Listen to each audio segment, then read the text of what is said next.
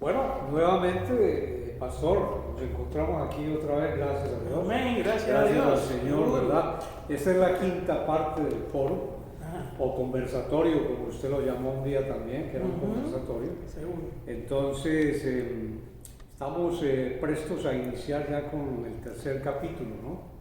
El tercer capítulo va de la página 115 a la 143. Ahí vamos en ese capítulo. Voy a insistir en algo que lo hicimos alguna vez pasada también, sobre la bibliografía. Definitivamente es un trabajo que a través de la bibliografía podemos entender la magnitud de este libro.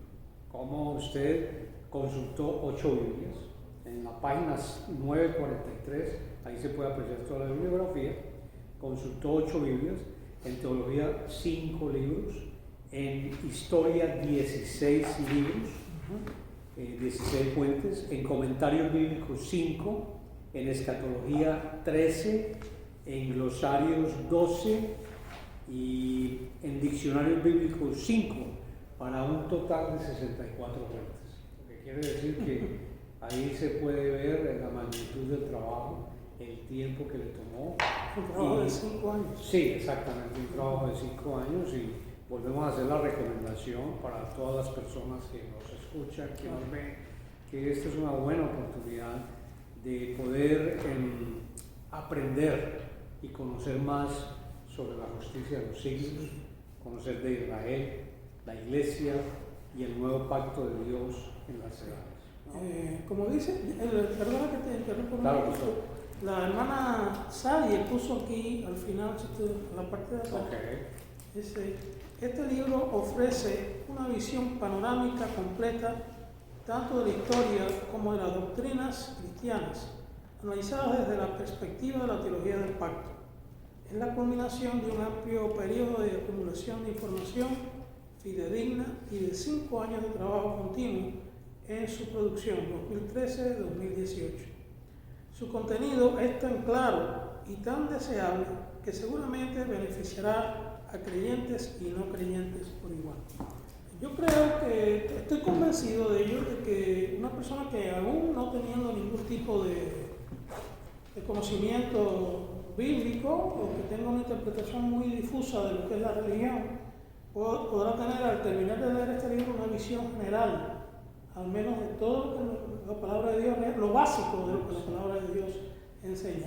Por supuesto, hay ciertos aspectos teológicos, etcétera, de diferentes categorías teológicas, escatológica, cristológica, etcétera, que la mayoría de la gente lo maneja. Claro. ¿No? Incluso estaba leyendo, ¿cuándo fue? Ayer creo que estaba leyendo un comentario de una persona famosísima, el comentarista bíblico y todo, y cuando le preguntaban qué pensaba el de Apocalipsis, no, yo no me meto en eso. No. ¿Se da cuenta? O sea que es verdaderamente lamentable, porque lo he dicho, bueno, yo todos los fines, o sea, cada último domingo del mes, generalmente, hago un mensaje sobre Apocalipsis, estoy siguiendo más o menos, y yo digo, la Biblia dice que la revelación del Apocalipsis es para nosotros, no para Dios. Dios no necesita revelarse eso, Él lo sabe todo, ¿verdad? Pero ¿cómo podemos considerar Apocalipsis de una manera tan como misteriosa o incapaz de entenderla, cuando Dios nos lo ha dado a nosotros? Si Dios nos lo hubiera dado a nosotros, no lo hubiera hecho, si no pudiéramos entenderlo. ¿Ves? Ahora, lo que sí hay que conseguir la clave de cómo entenderlo, ahí es donde está la cuestión, y eventualmente llegaremos allá. Entonces, pero es un libro maravilloso, Apocalipsis, como todo es una maravilla. Se aprende. Sí. Escuchaba esta semana a un periodista colombiano que le preguntaba sobre el libro que él había leído, que cuántos libros había leído él. Y dijo, no, pues muchos libros, o sea, si me preguntas son muchos libros. Claro. Pero si me preguntas sobre un libro imprescindible, sí tengo un libro que es imprescindible. Entonces el periodista dice, ¿cómo así? ¿Hay un libro imprescindible para usted? Un escritor, reportero, famoso. Dice, sí, hay un libro imprescindible y se llama La Biblia.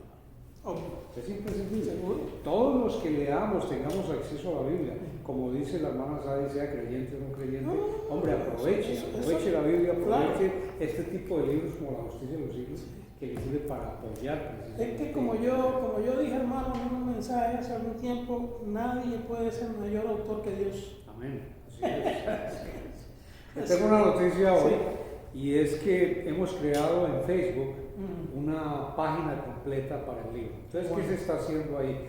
Invitamos también a las personas que estén interesadas a través de Facebook, solamente colocan en la parte de la búsqueda, donde se va a buscar en Facebook, La Justicia de los Siglos. Y inmediatamente aparece, desde el momento en que la hermana Sadi lo entrevistaba a usted como proyecto de libro, imagínense. Desde ahí hemos venido subiendo toda la información. Así que los que quieran, con gusto, los hermanos de la Iglesia del Calvario, especialmente los invitamos a que entren a Facebook, a que vean los videos, a que hagan comentarios, y esto ayudaría mucho, grandemente, a la difusión del libro. Sí, todo lo concerniente. Muchas gracias, hermano. Es muy bueno, estoy muy contento con eso. Aquí lo trabajamos todos nosotros, somos un equipo que está trabajando. Amén. Bueno, pastor, entrando en el tema del capítulo 3, ¿sí? Hay algo que llama la atención y que quizás cuando se está estudiando sobre estos temas no se detiene mucho a pensar, a analizar. ¿Quiénes eran los elamitas? Los elamitas. Bueno. Sí, la Biblia recoge que los elamitas eran descendientes de Elam, que era hijo de Set. En Génesis 11:31, vamos a tener que usar un poquito la Biblia. Claro. Sí, Génesis 11:31. porque si la Biblia no resuelve nada. Génesis 11:31. Sí. Génesis 11, si usted lo encuentra primero lo lee. Génesis, porque yo no busqué la. Génesis 11:31. Dice así, con inspirados dentro de solo la palabra del Señor. Y tomó Taré a Abraham su hijo, y a Lot hijo de Harán, hijo de su hijo, y a Sarai su nuera, mujer de Abraham su hijo, y salió con ellos de Ur de los Caldeos para ir a la tierra de Canaán, y vinieron hasta Harán y se quedaron allí. Y fueron los días de Taré 205 años, y murió Taré en Harán. Correcto. Sí, esto está en conexión con la invasión que los elamitas, la Biblia no lo dice todo, tenemos que partir del hecho de que la Biblia no dice cada acontecimiento histórico que ocurrió en el periodo de Abraham, ni tampoco lo dice todo en cada cosa que ocurrió en cada momento, ¿no? Pero en este tiempo, como hacia el año 2000 más o menos, un poco después del año 2000, los elamitas atacan a Babilonia y atacan a Ur. En ese tiempo, Ur era prácticamente un imperio. Correcto. ¿Verdad? Era un imperio. Y esta gente, los elamitas, eran descendientes de Elam, que era hijo de Set. Ellos estaban al este de lo que es la Mesopotamia. Y la capital de ellos en ese tiempo no tenía la trascendencia que llegó a tener después, posteriormente, con los persas, que era Susa. Esa era la capital de ellos. Entonces, posteriormente llegaría a ser la capital en primer sentido de los persas, ¿verdad? La cuestión es que estos elamitas invadieron esos Samaí y ellos no tenían ninguna conexión realmente con los babilonios, ni con los hebreos, ni nada de eso. Ellos no hablaban lengua, era un tipo de lengua, aunque descendían muy antiguamente de Sem, ellos se habían desvinculado en cuanto a lo que era la cultura de esta gente, ¿verdad? Y pues ellos en el siglo XII, por ahí siglo XII, siglo XI, invadieron y acabaron con el imperio de Ur. Ese fue el periodo en que hubo una gran migración de personas que vivían en Ur, o uritas, podríamos llamar así, ¿verdad? Salieron de ahí, y uno de los que salió de ahí es Taré. La Biblia no explica el contexto histórico en el cual Taré salió de ahí. Simplemente dice que tomó Taré, como tú leíste ahí, a su hijo, tomó a su mujer etcétera, y se fue a otra tierra. Ellos de hecho estaban huyendo de la invasión elamita, que fue bastante violento eso. Esta gente desapareció de la historia hacia el siglo X después de Cristo. Después del siglo X, o sea, cerca del año 1000, no se oye más mencionar a los elamitas, sí. Bueno, ya en ese tiempo ya los turcos no, los árabes habían conquistado toda esa antigua región que había caído en manos del imperio bizantino, que era un imperio cristiano, ¿no? Entonces, pero ya después de eso no hay ninguna otra pero esa mención referencia a ellos. A los elamitas ahí, en ese momento histórico, cuando se va a dar, el que nos va a hablar de eso un momentico más adelante, cuando se da el cambio de Abraham, sin H, Abraham, por Abraham, ¿sí? Se puede decir que impulsó, o en ese momento histórico, la salida precisamente de Abraham, de Abraham, porque había ese conflicto de invasión de este pueblo elamita. Claro que sí, eso fue. Entonces, es posible que Taré y su familia estuviesen bien en Ur, porque dice que Abraham era un hombre rico. Correcto. Así que Taré le heredó a Abraham las riquezas, fundamentalmente a él. No se dice de otra gente, pero entonces lo que después vamos a ver es que dice que Abraham tomó a Lot y a la familia de Lot y se fueron de allí de Harán, donde ellos se encontraban. Entonces viene siguiendo en un proceso histórico, digámoslo así, el cambio de nombre. O sea, el cambio de nombre, háblenos de eso, pastor. El cambio de nombre de Abraham, dices tú. Bueno, eso no ocurre hasta después, más adelante. Durante algún tiempo, Abraham sigue llamándose Abraham sin la H esta intermedia. Yo no sé exactamente cómo se transmitía ese nombre en arameo, ¿verdad? Nosotros lo que tenemos es una traducción en la Biblia y simplemente en una parte dice Abraham sin H y después Dios le cambia el nombre por Abraham. Que tiene un significado, ¿no? Sí, y que al fin y al cabo es la misma raíz, no cambia. De hecho, el nombre cambia el significado del nombre, pero no cambia lo que es lo que diríamos la estructura o nomenclatura del nombre, ¿no? Sigue siendo lo mismo. Abraham quiere decir padre enaltecido. O sea, sin H. Sin H, sí, padre enaltecido. O sea, entonces, pero cuando Dios le cambió el nombre, cuando hace un pacto con Abraham, entonces ya le cambia un nombre. El nombre dice Padre Abraham, padre de una multitud. ¿Sí? Como el padre de la fe. Es el padre de la fe. No cabe duda que Abraham fue un hombre de fe, claro.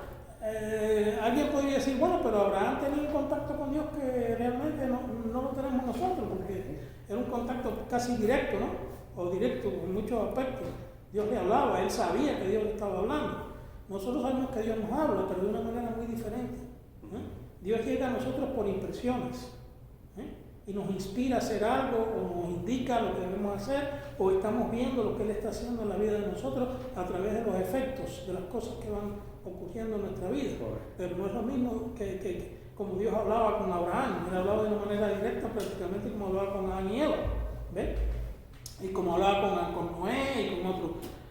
¿Por qué esto ha cambiado? De hecho, yo no sé si hay algún teólogo que te lo pueda explicar, pero pienso que Dios cambió su forma de tratar con el género humano porque es a través de la fe. Pero Abraham tenía fe y dice que era el padre de la fe, ¿verdad? Y sobre todo, la Biblia dice claramente que todo le fue contado a Abraham por la justicia de la fe. O sea, Abraham no hizo absolutamente nada para adquirir el favor de Dios, a no ser tener fe en lo que Dios esperaba de él. Bueno, eso era suficiente, ¿verdad? Para la relación que él podía tener con Dios. Además, era el hombre incuestionablemente predestinado por Dios para lograr un propósito, ¿ves? Sí, es interesante que en Abraham se sigue confirmando la misión de Dios, ¿no? Claro. Esa misión desde el mismo momento en que el hombre cae. Pero Dios en su bondad, en su amor, en su misericordia por la creación y especialmente por el ser humano, como la corona máxima de la creación, no abandona al ser humano. No lo abandona, para nada. a pesar de que salió del huerto del Edén, de su presencia, por así decirlo. No fue por decisión de él, fue por la misma libre albedrío que el hombre lo Claro. hace. ¿Okay? Pero mire que en Abraham él entra a hacer un pacto, a continuar ese pacto que ha venido en su misión, aún hasta nuestros días y más a futuro todavía, Sí. para lograr esa salvación de almas que él quiere Claro. para sí mismo. Bueno, el pacto, Dios hizo varios pactos Correcto, con diferentes personas, con Adán, con Noé. si podemos decir que eso fue un pacto, Sí. pero con Noé, con otras personas, pero de hecho el pacto, el gran pacto que viene a ser al final el nuevo pacto también, Correcto. es el que Dios hizo con Abraham. No, y hay el superior pacto que es el que hace en Jesucristo. Sí, pero el pacto hecho en Jesucristo no es más que la restauración de ese pacto. Perfecto. Recuerda La confirmación. la confirmación y restauración. Recuerda que ¿cómo se llama? Que después de Abraham, después de Isaac, después de Jacob, hasta el pueblo de Israel, Dios hace un nuevo pacto. Esta vez lo hace con 12 tribus descendientes de Jacob, 12 patriarcas que generaron al pueblo de Israel, y con Moisés en el monte Sinaí. Ahí hay un pacto, y ese es un pacto de ley, ¿ves? Es el pacto de la ley. Ese pacto dura como 1400 años más o menos, hasta que viene Jesucristo, y entonces establece el nuevo pacto. Pero al final el nuevo pacto no es otra cosa que el mismo pacto que él hizo con Abraham. Con Abraham. Sí. Ahora, aquí está sancionado ya por la muerte de Cristo, por la sangre de Cristo, claro. y ya este pacto, acuérdate que Dios le dice a Abraham, en ti serán benditas todas las naciones de la tierra. Sí, entonces, y en una ocasión, Dios le dice, cuando Abraham tenía algún tipo de duda o algo, era al fin y al cabo un hombre igual que nosotros, le dice, sal afuera. Cuando él le dice, bueno, yo tengo ya 100 años, casi 100 años, voy a tener una descendencia a esta altura. Bueno, que 100 años en aquella época era muy diferente a 100 años en esta. Sí, era un hombre que se alimentaba bien, respiraba un aire puro, tomaba un agua limpia, no había la contaminación que hay hoy en día, ni los químicos que existen hoy en día. Entonces era un hombre que era fuerte a pesar de su edad. Y Dios le dijo, sal afuera de la tienda y mira el cielo, las estrellas. Así como puedes contar las estrellas, así será tu descendencia. Y eso es algo muy interesante, ¿verdad? La historia de Abraham es muy emocionante. La estoy estudiando cada domingo. Bueno, yo el domingo cuando me levanto, yo estudio 3 diferentes comentarios bíblicos. Sí, y entonces estoy estudiando Judas, estoy estudiando, ¿cómo se llama? También el libro de Daniel, que lo estudio, aparte de los estudios que doy. Y estudio también un comentario sobre Abraham muy interesante. Y entonces esto me da una visión más amplia, más general de las cosas y también de lo que quiero tratar. Nosotros entendemos que, por ejemplo, Abraham es el hombre con el que Dios hace la promesa, y la promesa al final viene a ser Jesucristo. Déjame ver si yo puedo conseguir aquí en Gálatas capítulo 3. Hay 2 pasajes aquí en Gálatas que son muy interesantes y nos dicen la proyección histórica de Abraham y hasta dónde llega. Gálatas capítulo 3, versículos 6 al 9. Dice, así Abraham creyó a Dios y le fue contado por justicia. Saber por tanto que los que son de la fe, estos son hijos de Abraham. Y la Escritura, previendo que Dios había de justificar por la fe a los gentiles, dio de antemano la buena nueva a Abraham, diciendo, en ti serán benditas todas las naciones. O sea, que ya el hecho mismo de Dios decirle a Abraham, tú vas a salir de tu tierra, de tu parentela, tú vas a ir a la tierra que yo te voy a dar. Abraham no poseyó nada, lo único que poseyó en aquella tierra fue una tumba, una cueva, la cueva de Macpela, donde enterró a su esposa. Y entonces, pero sin embargo, Dios le prometió que esa tierra iba a ser de su descendencia, como vino a ser después del pueblo de Israel, ¿verdad? Y un poquito más adelante, en los versículos 16 y 17 nos dice en el mismo capítulo 3 de Gálatas, ahora bien, a Abraham fueron hechas las promesas y a su simiente. No dice y a la simiente como si hablase de muchos, sino como de uno, y a tu simiente, la cual es Cristo. Aquí se nos revela que la promesa que Dios le hizo a Abraham 1900 años antes de Cristo, cuando estaba allí en Canaán, se cumple en la promesa de Jesucristo. Es la simiente. ¿Ves? Por supuesto, la simiente de la mujer, o sea, claro. lo que es la del género humano, ¿verdad? El ser humano. Entonces, esto pues digo, el pacto previamente, miren qué interesante, el pacto previamente ratificado por Dios para con Cristo, la ley que vino 430 años después, no lo abrogó para invalidar la promesa. O sea, cuando el pacto de la ley, el pacto que Dios hizo con Abraham, se pone en suspenso. Y se establece un pacto parentético que es la ley. Este pacto se establece definidamente como una nación, el pueblo de Israel, que salió de Egipto y fue liberado. Ahora, este no era un pacto permanente, era un pacto parentético, o sea, era un paréntesis entre un acontecimiento y el acontecimiento que iba a traer la promesa. Ese pacto se hace y dura unos 1400 años, número redondo, y entonces aparece Jesucristo, viene el Señor Jesucristo, cumple el propósito de Dios, tanto de su ministerio mesiánico como de su muerte vicaria en la cruz, y establece, al resucitar y ascender, establece un nuevo pacto con un nuevo pueblo. Este pueblo es primero, en primera instancia, obviamente, el pueblo de Israel, y en segunda instancia, toda la gentilidad. Y de ahí surge la iglesia. Correcto. Muy bien. Entonces, ahí ves cómo el pacto que Dios hizo con Abraham se restablece después. Y en el libro usted está explicando algo bien interesante, bien importante, que nos lleva a esto. ¿Por qué tenemos que entender nosotros como gentiles? Aquí hay dos situaciones dentro del pacto. La señal del pacto, que era la circuncisión. Por un lado se habla de la circuncisión como la ley hacia los judíos, ¿no? Pero también se está hablando de los incircuncisos que vienen por fe. Entiendo que en ese caso Abraham era un incircunciso. Abraham fue, después fue circuncidado. Después se circuncidó, entró al pacto por la ley en cuanto a la circuncisión.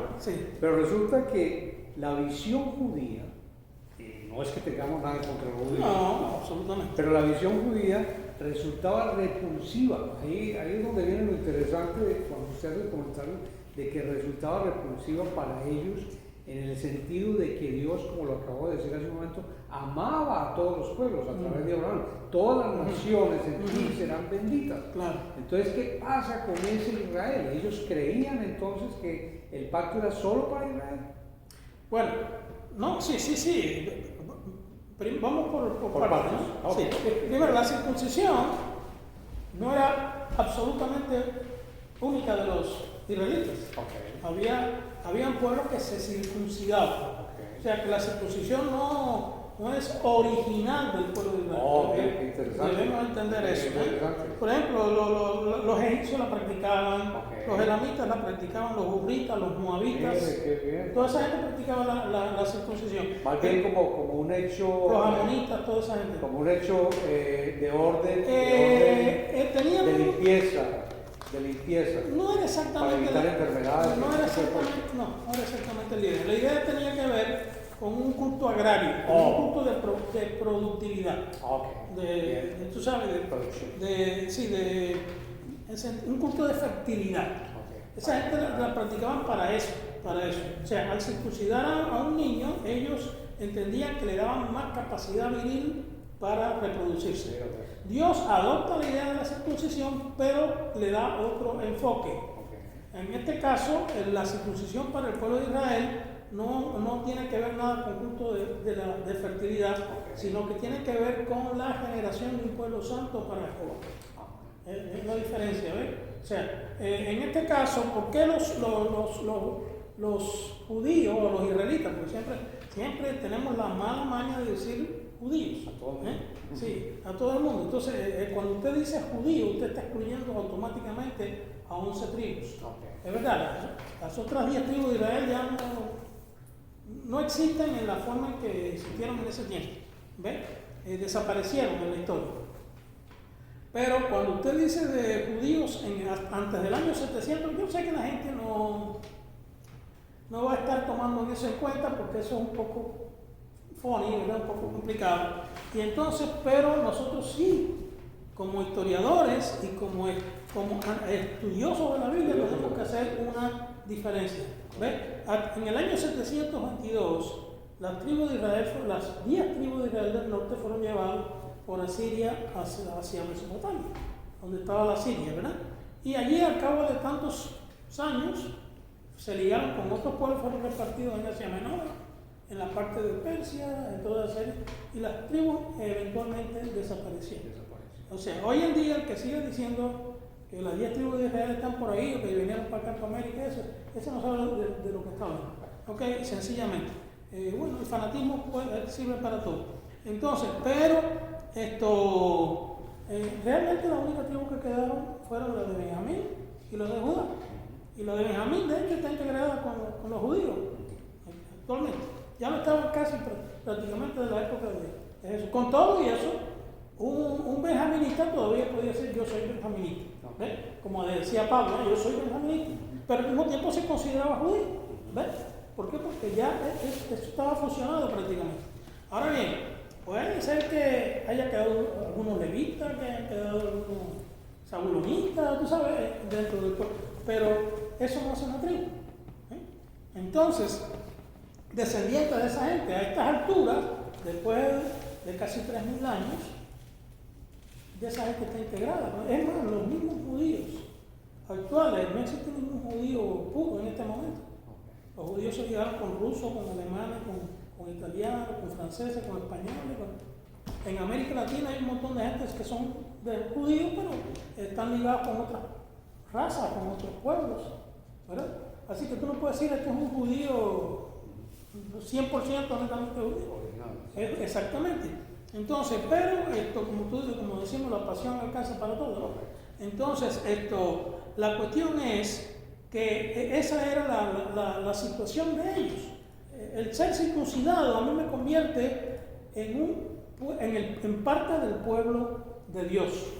¿Ven? Esa era la idea que le dio Jehová a ellos a través de Moisés y otros legisladores del pueblo de Israel. Entonces, tenemos que entender por qué ellos llegaron a adoptar el concepto de incircunciso, o sea, personas que no eran circuncidadas. ¿Por qué? Porque ni los cananeos, ni los fenicios, ni los filisteos, ni los asirios se circuncidaron. Esa gente no se circuncida. Entonces, el problema de circuncisión y no circuncisión llegó a definir quién pertenecía al pueblo de Dios y quién no pertenecía al pueblo de Dios. ¿Ves? Por eso cuando hablamos de decir incircuncisos, para aquel tiempo no podemos tomar el concepto de incircuncisión en sentido netamente histórico, sino en sentido religioso. Porque sí había gentiles que se circuncidaban.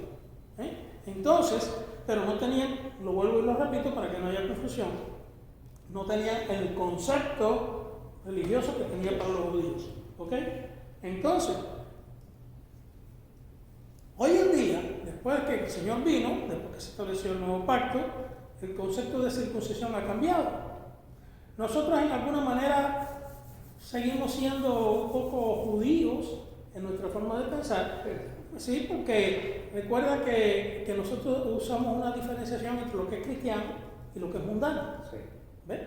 O sea, para nosotros un mundano es una persona que está perdida, no pertenece a la iglesia. Correcto. Para nosotros el cristiano es el que pertenece a la iglesia. Y hay una circuncisión, pero no es una circuncisión física, es una circuncisión. Búscate Filipenses 3:3. La circuncisión del corazón. A Filipenses 3:3. Sí. ¿Verdad? Filipenses 3:3.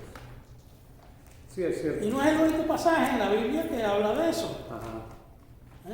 Hay otros pasajes, pero con este es suficiente porque no podemos citarlo todo. Claro, sería muy largo. Sí. 3.3, ¿no? 3.3, sí, lee.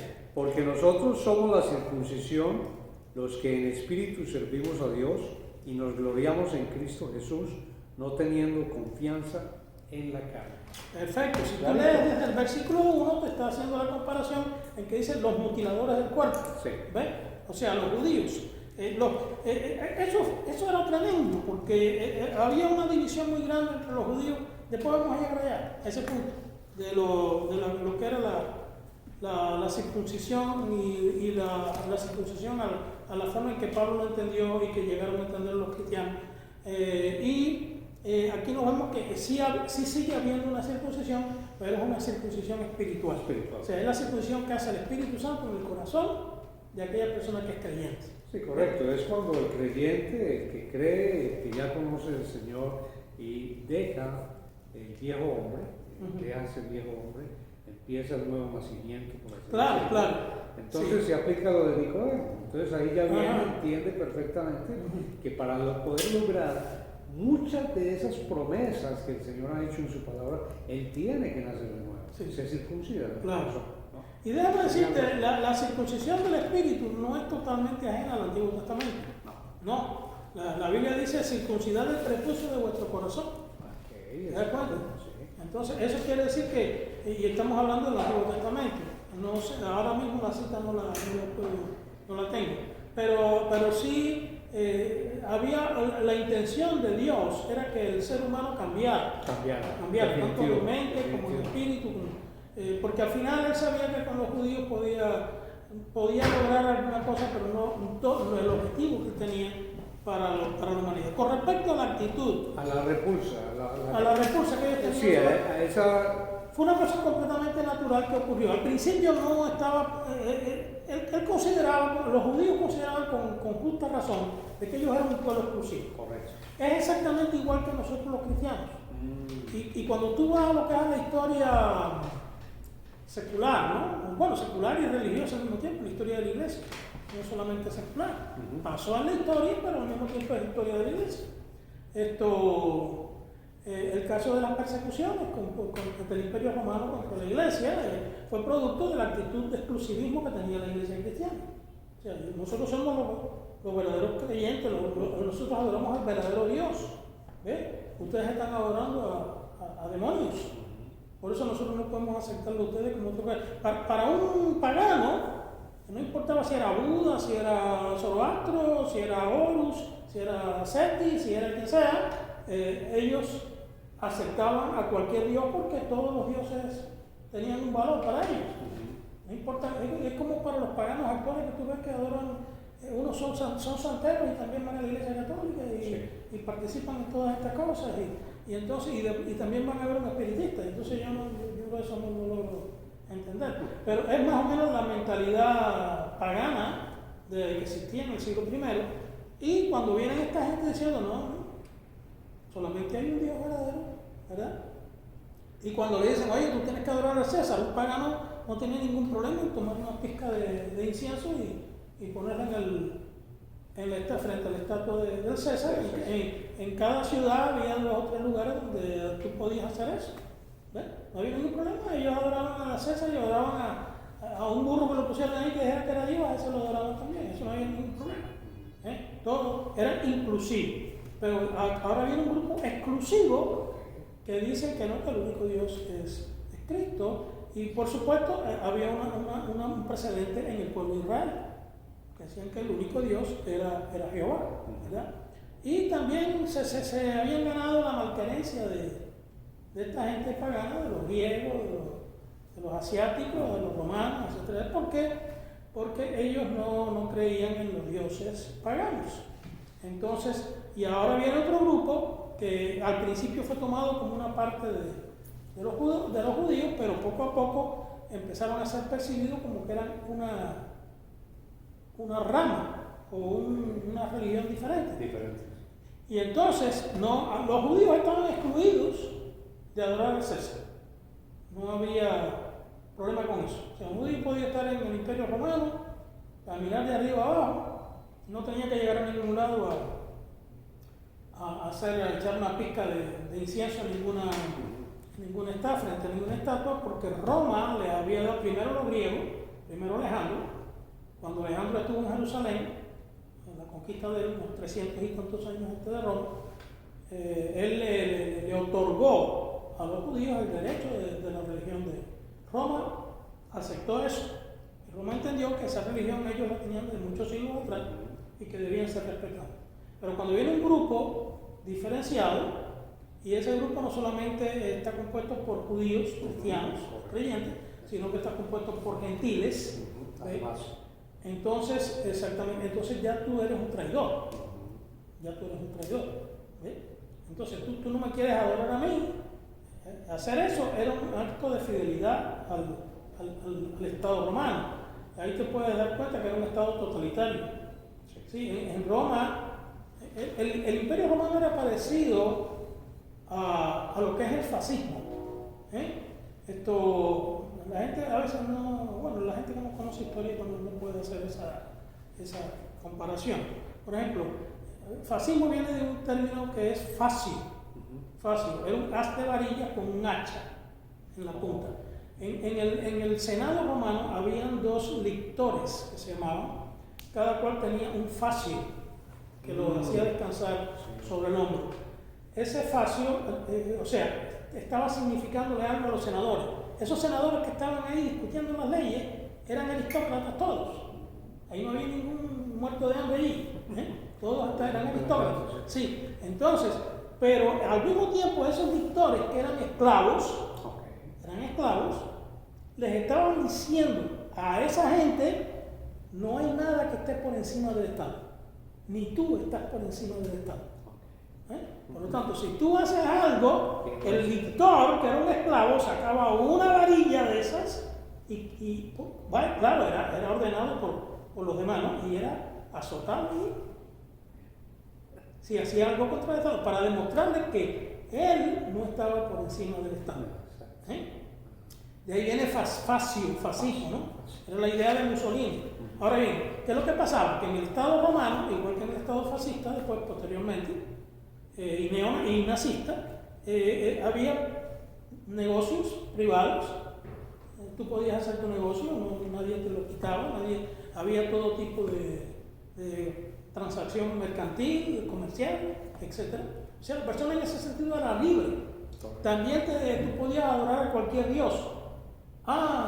Pero no podías dejar de adorar al Estado. ¿Ves? Ahí estaba el kit de la cuestión. Entonces un cristiano decía: yo ya no adoro a ningún dios pagano, yo adoro al Dios de los cielos y a Jesucristo. ¿Ves? Pero ahí estaba el lictor romano: tú no adoras al Estado. Pero tampoco adoras al Estado. No, sí, tú puedes adorar a tu Dios, pero tienes que adorar al Estado y tienes que conocer la deidad del emperador. ¿Ves? No, el Kyrios. Ahí está la palabrita, la famosa palabrita. El Kyrios es Jesucristo, única y exclusivamente. Entonces tú eres un enemigo del Estado. O sea, esa era la base que tenía el imperio para perseguir a la iglesia. ¿Ves? Entonces, pero con respecto a los judíos, volviendo al punto, porque creo que nos fuimos un poquito, no, pero está bien, que valió la pena. Sí, porque claro, nos vuelve al punto. Sí, pero volviendo al punto, el judío llegó a entender que él era exclusivo. Correcto. Y esa exclusividad no solamente se mentalizó, se llegó a plasmar como el pueblo de Dios, sino también aún se llegó a entender como racial. Por eso tú ves que los judíos, tú ves en la Biblia, búscate el primer libro de Crónicas, los primeros 10 capítulos. Es genealogía. Porque ellos llegaron a entender que la pertenencia al pueblo de Dios estaba basada en el nacimiento. Yo nazco dentro de un pueblo.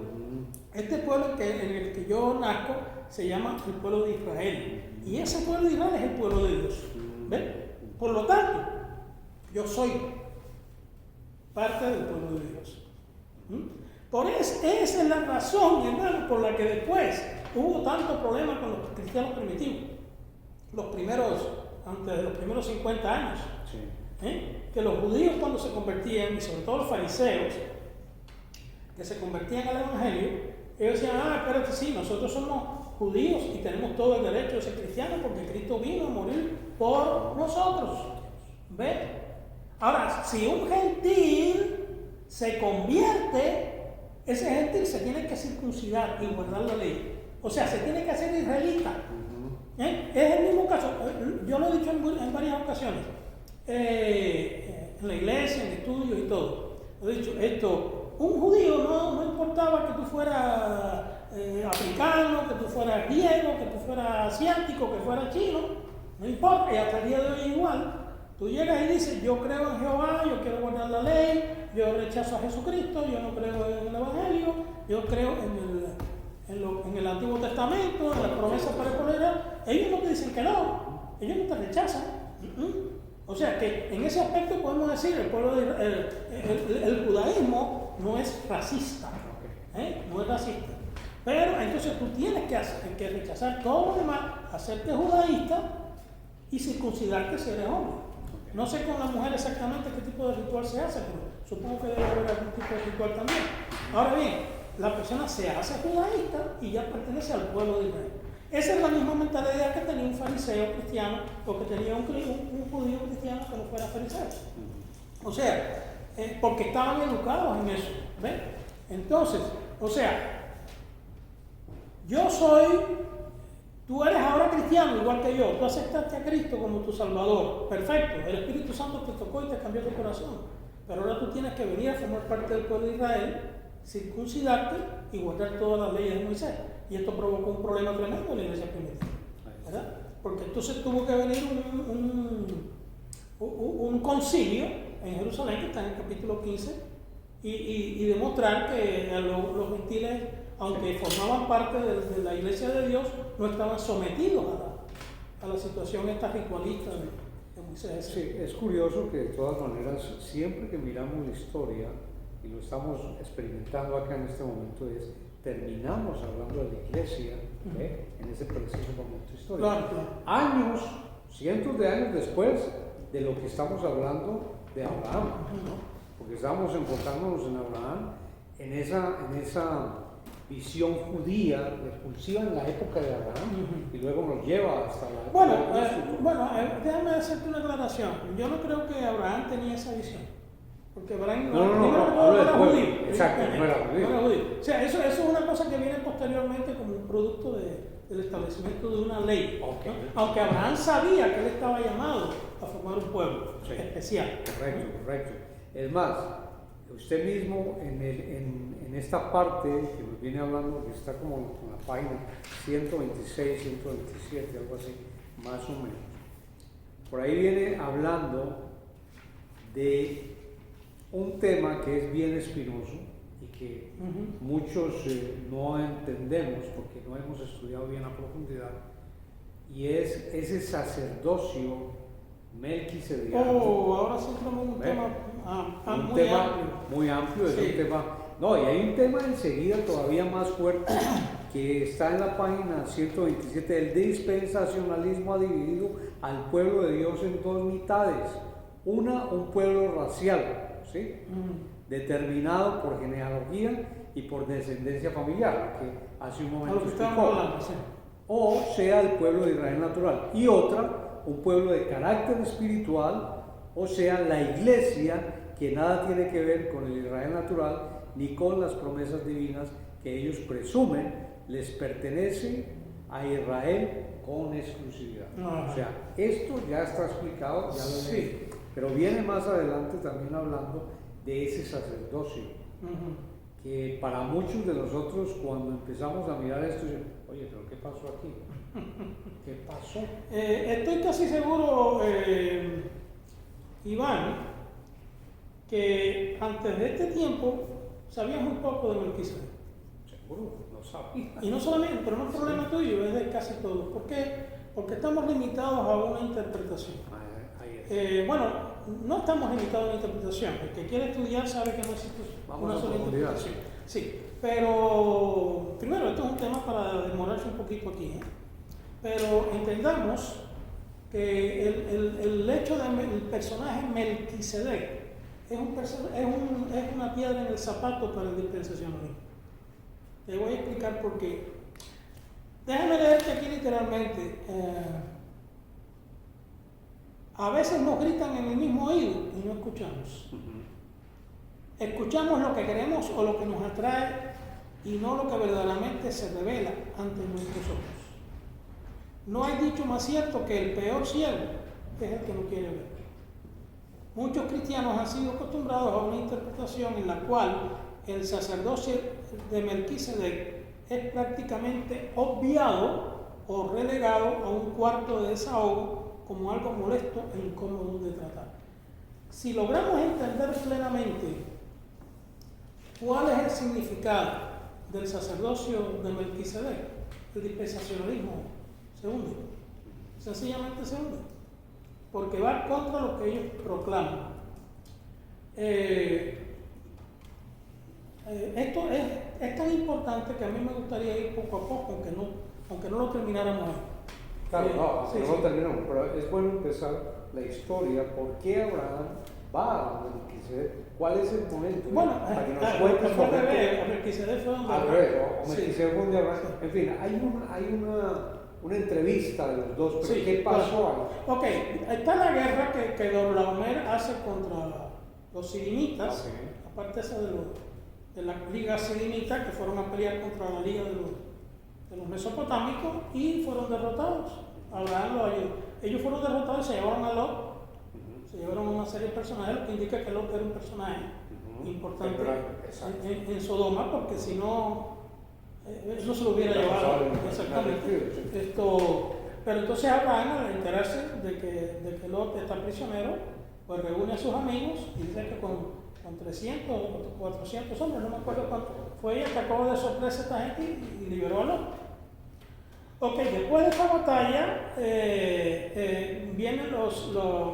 aparece el caso, el famoso caso en la Biblia de Melquisedec. Hasta ese momento no hemos escuchado nada de Melquisedec.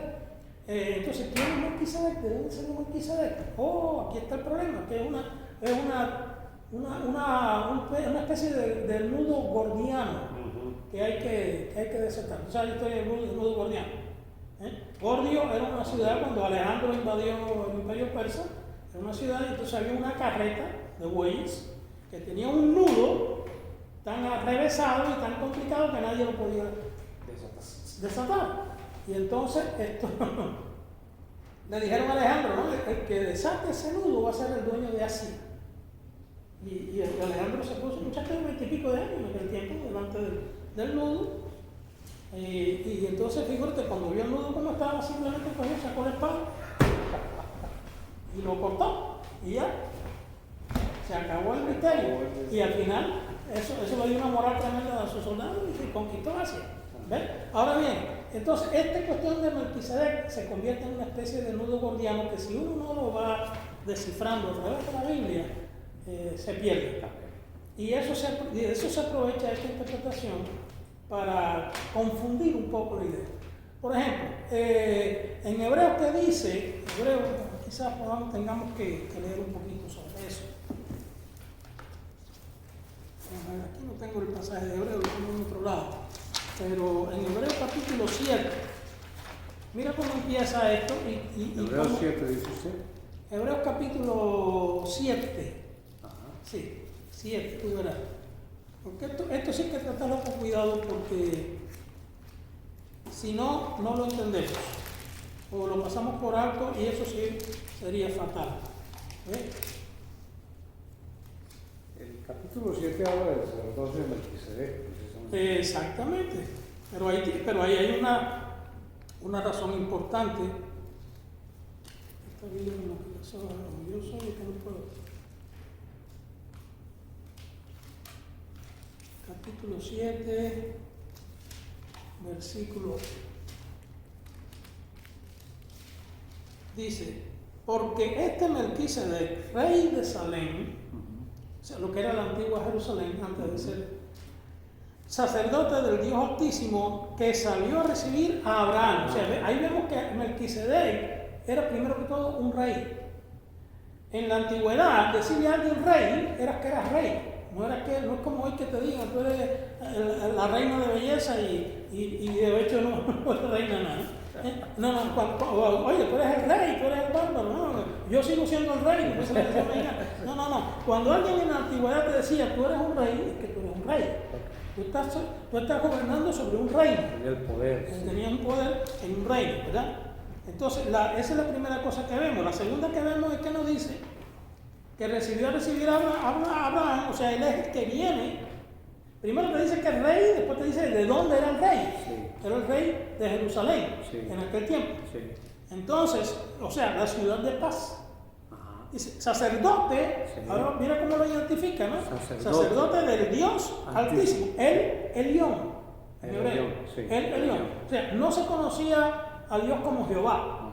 Hasta Moisés, cuando nosotros vemos en Génesis, la palabra Jehová, tenemos que entender que esto es una expresión expuesta por Moisés.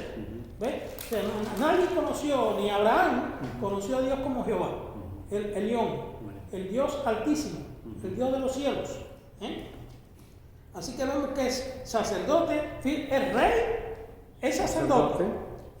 Fíjate en la importancia de esto, es que esto es apasionante.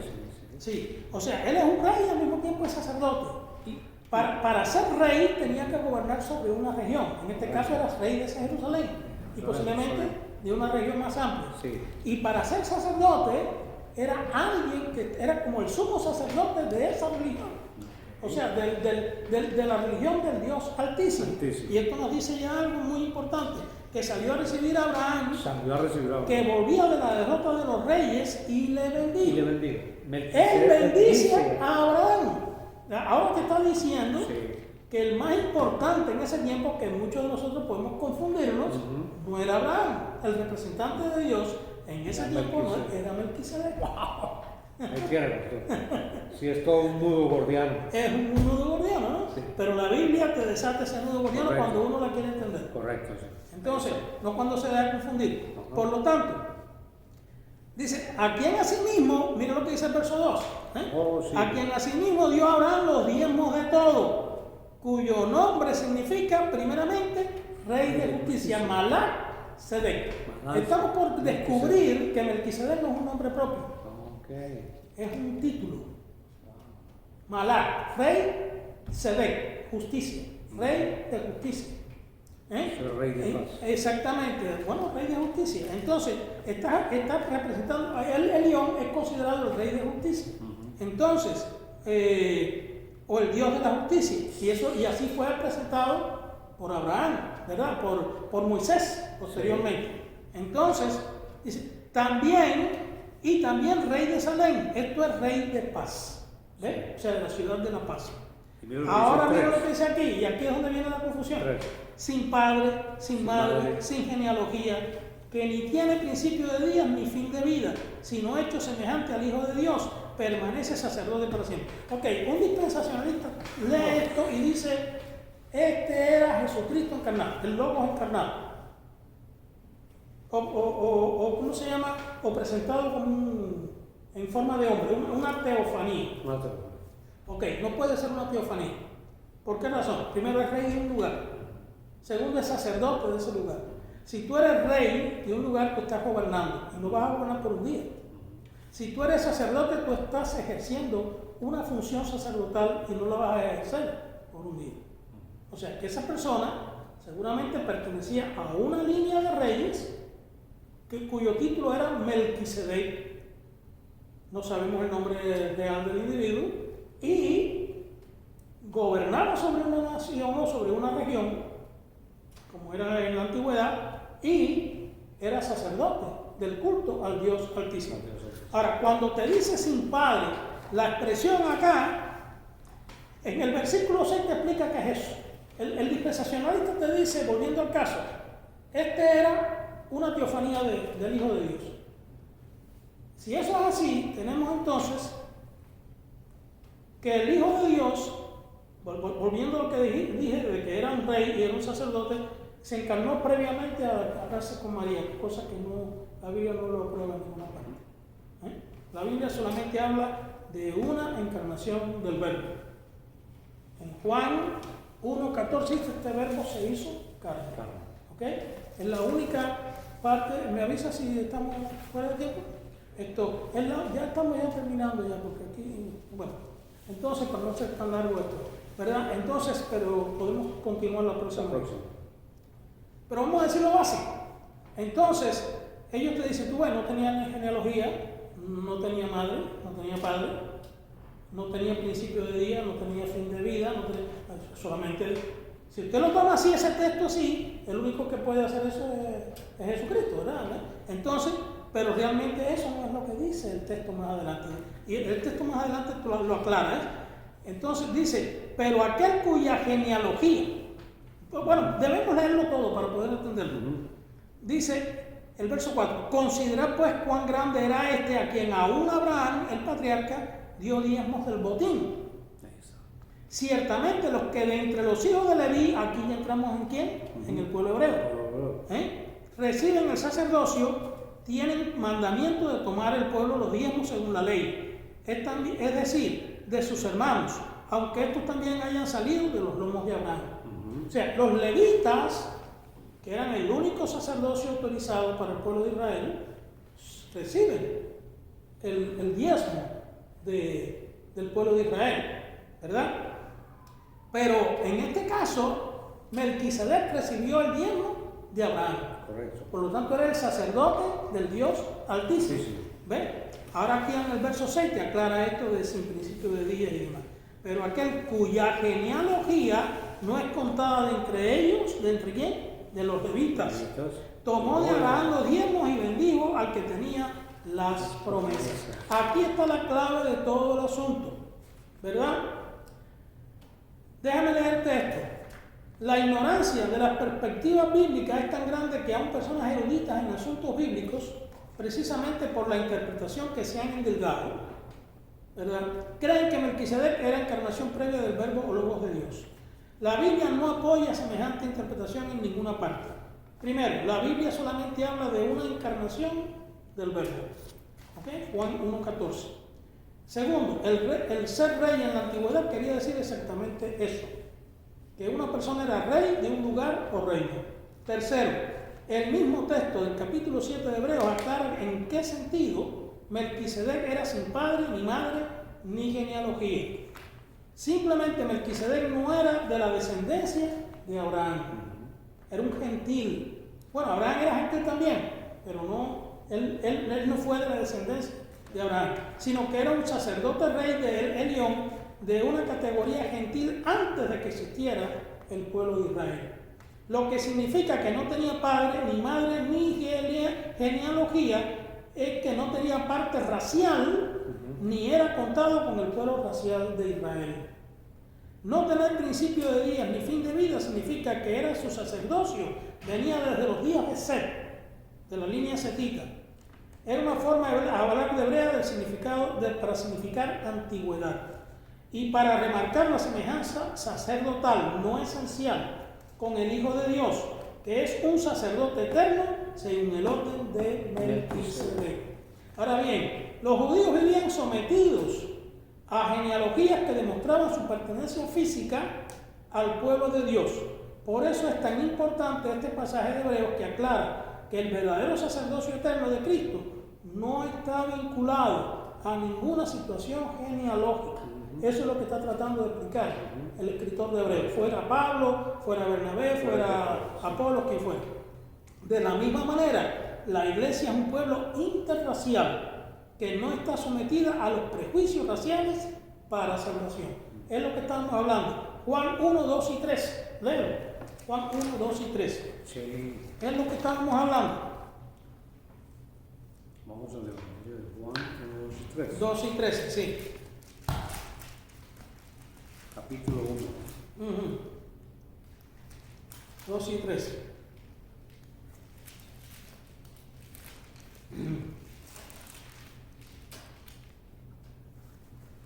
Este era el principio con Dios. Todas las cosas por él. 12 y 13. 12, versículos 2 y 13. 1, del 2. capítulo 1. Sí. Mas a todos los que le recibieron, a los que creen en su nombre, les dio potestad de ser hechos hijos de Dios, los cuales no son engendrados de sangre, ni de voluntad de carne, ni de voluntad de varón, sino de Dios.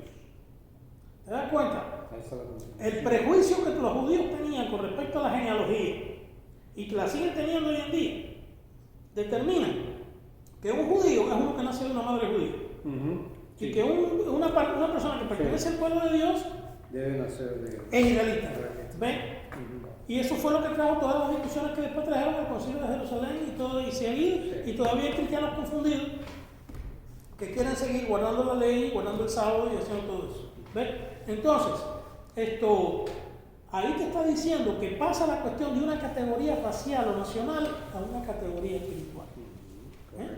Es cualitativo y cuantitativo. Es cualitativo porque pasa de una calidad a otra, de racial a espiritual, o natural, vamos a decirlo así, a espiritual. Segundo, es cuantitativo porque ahora el pueblo no está limitado a una raza específica, sino que pertenece a toda la humanidad.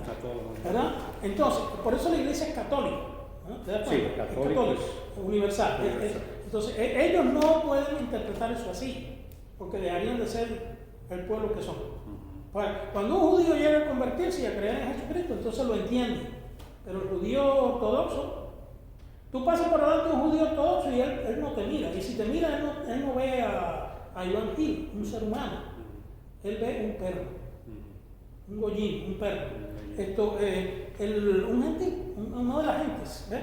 Pero un profesor mío de seminario me decía, un hombre que sabía hebreo y tenía muchos amigos judíos, él me decía, cuando un judío te ve a ti, él no te está mirando a ti como una persona, te está viendo como un perro.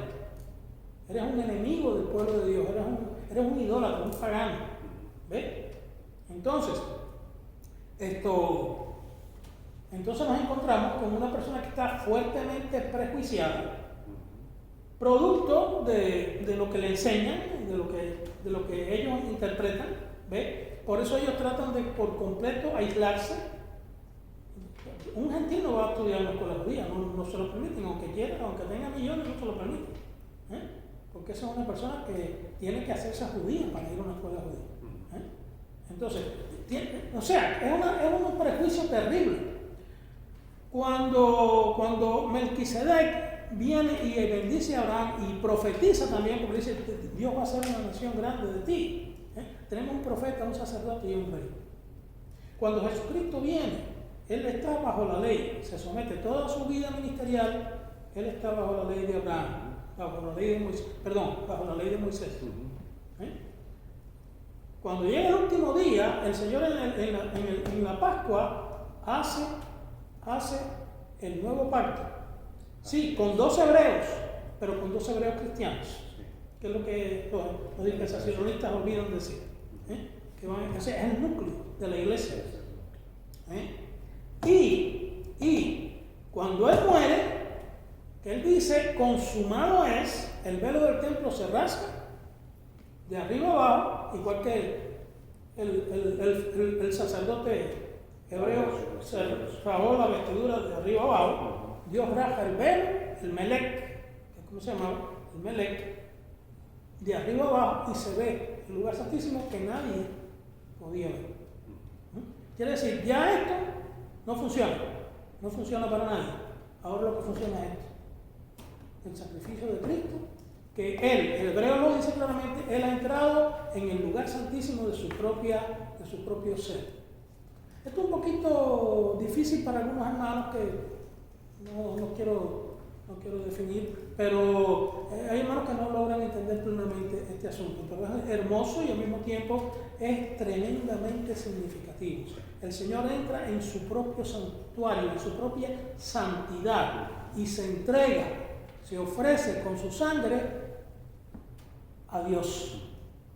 Y entonces se establece un nuevo lugar santísimo.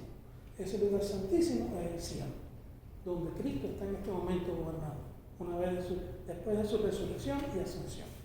Ahora el pueblo que viene a formar parte de esa nueva cualidad que es el nuevo Israel de Dios, es un pueblo convertido, transformado espiritualmente, que ahora llega a formar parte de lo que es el nuevo pueblo de Dios que aquí dice.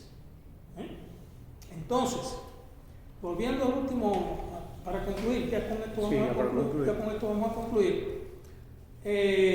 Quizás después podemos abundar más sobre esto. Cuando el Señor Jesucristo dice aquí Hebreos, Él es sacerdote para siempre según el orden de Melquisedec. Lo que está diciendo el escritor no es un orden hebreo, es un orden gentil, porque Melquisedec era un sacerdote gentil. Melquisedec tenía un sacerdocio sobre un pueblo gentil que era el remanente de los setitas originales. Era lo que quedaba, que también estaban en Mesopotamia, en parte de Mesopotamia y en Canaán. La Biblia dice que todavía no ha llegado el colmo de los cananeos. Cuando los hebreos entraron en Canaán, más de 500 años después, posiblemente el colmo había sido destruido, el culto a Elio. Y eso es una especulación mía. Eso no hay forma de que yo lo pueda comprobar. Quizás un día se encuentre alguna prueba arqueológica. Pero para mí ese fue el colmo, llegar a destruir el culto a Elio. Entonces ellos restablecieron el culto, pero dentro de lo que era la línea del pueblo hebreo. Ok. Para concluir, yo le pregunté una vez en el seminario a un profesor, ¿qué hacen los judíos con el Salmo 110:4? Juró Jehová y no se arrepentirá. Tú eres sacerdote para siempre, según el orden de Melquisedec. Él me contestó, no lo sé. Yo te digo, yo tampoco lo sé. Pero lo único que sé es que en la Salmo 110:4 cambia. O sea, dice que lo que ellos entienden hoy es una mentira. Porque Jesucristo hoy en día es sacerdote, es profeta, sacerdote y rey. Porque pertenece al orden de Melquisedec. Los antiguos hebreos, uno era el rey, otro era el profeta y otro era el sacerdote. En cambio en Cristo se da todo, ¿no? Ahí se da todo y no solamente el Señor no hace acepción de personas, entonces es todo el que quiera estar con él. Bueno, bien interesante, digámoslo así, empezar este capítulo 3, porque definitivamente no lo alcanzamos a terminar. Este capítulo 3 habla de Abraham, propósito y significado, o sea que ya estamos entrando en materia fuerte. Muchas gracias, pastor. De verdad que ha sido una tremenda lección de historia, ¿no? De conocimiento histórico. Lo necesitamos. Esperamos entonces continuar, que el Señor nos siga dando fuerzas para el próximo mes, continuar ya con la parte 6 de este foro y volver a reiterarle a los hermanos de la congregación, de la Iglesia del Calvario específicamente, que nos ayuden, somos todos un equipo. Y que se lean el libro. Trabajando, exacto, y que se lean el libro. Yo pienso que casi todos los hermanos de la iglesia tienen este libro. Pero tenerlo arriba de una mesa o algo así no resuelve nada. Hay que estudiarlo. Hay que estudiarlo, hay que leerlo, hay que rayarlo, hay que marcarlo. Exacto, no, ahí lo veo, ¿Y tú no lo has terminado? No. Entonces todavía. Falta. Bueno, ya hemos llegado al final. Le damos muchas gracias a Andy, que ha sido un hombre que nos ha apoyado, tremendo hermano, con esta parte técnica. Sin Andy, ¿qué haríamos nosotros? Gracias a Andy y al Señor que lo proveyó y que lo puso en el camino. Amén. Así que pasó. Entonces, gracias, Dios te bendiga. Me alegro mucho de tener una persona como tú, un compañero en este aspecto del ministerio. Sí. Bendiciones para todos.